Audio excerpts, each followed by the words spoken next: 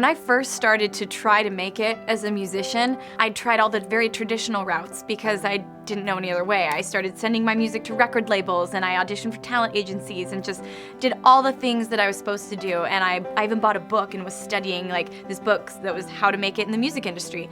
And the more I learned and the more I experienced, the more, I guess, discouraged I became, because I just realized I don't have the kind of money that it takes to make it in this world as a musician. You know, I don't have the connections, I don't have any of this stuff. And, and I just felt I had a voice to share. I had art that I knew could work, and yet nobody would believe in my project. If I really give this a full try, and if at the end of the day, I can't, this doesn't work, I can live with that. But I can't live with the thought of what if. What if I had really tried? What if I had really pushed this? I knew I couldn't live with that thought of what if. And so somehow I picked myself up from, especially America's Got Talent was probably one of the most devastating and humiliating experiences of my life. But I remember after that I was, sitting crying in the dressing room afterwards and wondering if I had what it took. Starting to get very discouraged, and I went to this YouTube workshop that this guy put on. I met this guy, and he claimed that he was a professional YouTuber.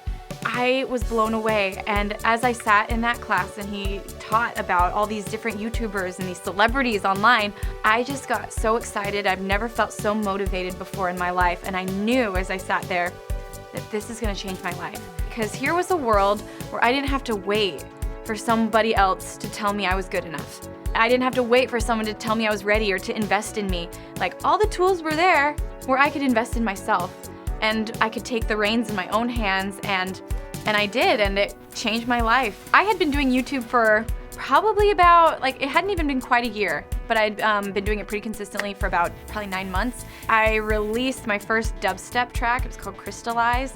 And I remember when I released that track, I wasn't sure if I was like, oh, I don't know if anyone's gonna like this dubstep violin thing, So I kind of hesitantly loaded the video, and I was blown away that I thought my YouTube view counter was broken because it got 1 million hits in about a day. And I had never had anything close to that before. And I think, I checked the little, my little stats, and I had gotten, 15,000 subscribers that day. I'd only been doing it for 9 months. I had never experienced any numbers like that. And this was not just, a cover that went viral. This was my original song, the kind of stuff I love to create. And as I sat there and realized that, no, my computer wasn't broken, this is real, I will always remember that moment, just sitting in my little apartment, just being like, my life's changed. And my mind started to just go with, where am I gonna go with this? What am I gonna do? Sky's the limit.